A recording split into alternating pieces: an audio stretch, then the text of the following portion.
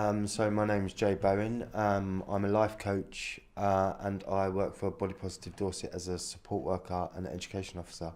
When you are at where you want to be at, in terms of body image, then of course you feel better, so that does boost your self-esteem. And I don't think there's anything wrong with wanting to be perfect, although it's a bit unrealistic. I don't think there's anything wrong with wanting to be perfect as long as you've got high self-esteem.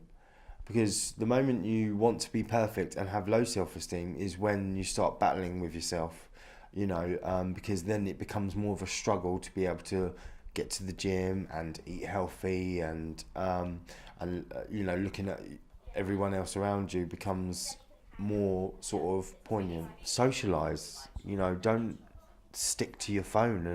And society is in general run by social media now.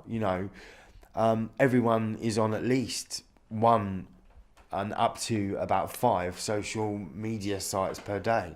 There's all them different social media sites. And that doesn't really include dating sites. So on top of that, you have dating sites.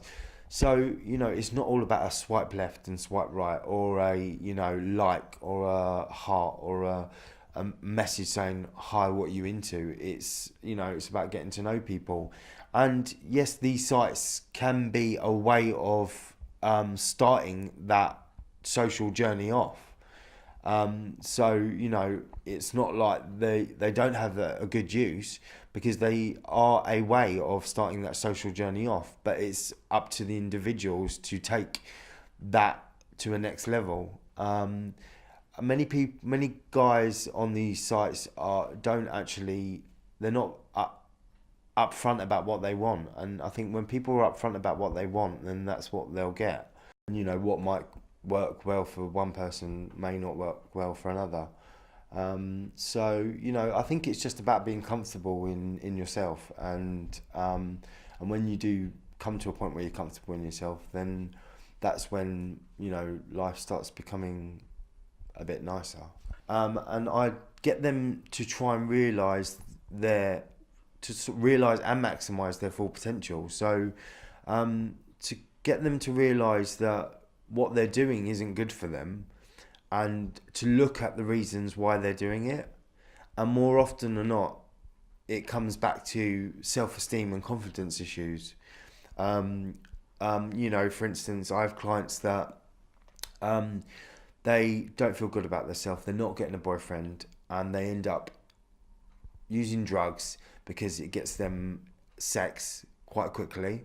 They end up at chemsex parties where they are having sex with numerous amounts of people in the same night, and they get an instant buzz off that. They get a temporary glitch of self-esteem, but then once the party's over, it just makes them feel crap about themselves, because they're not fulfilling really what they want to fulfill.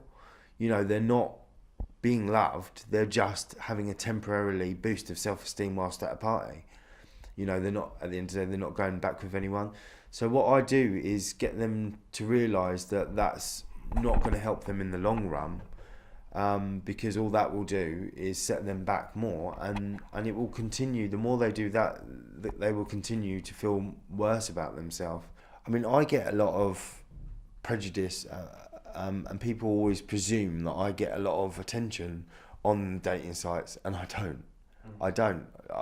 In fact, I very rarely get attention, but I get, people presume that I do, and then I don't get anyone message me at all.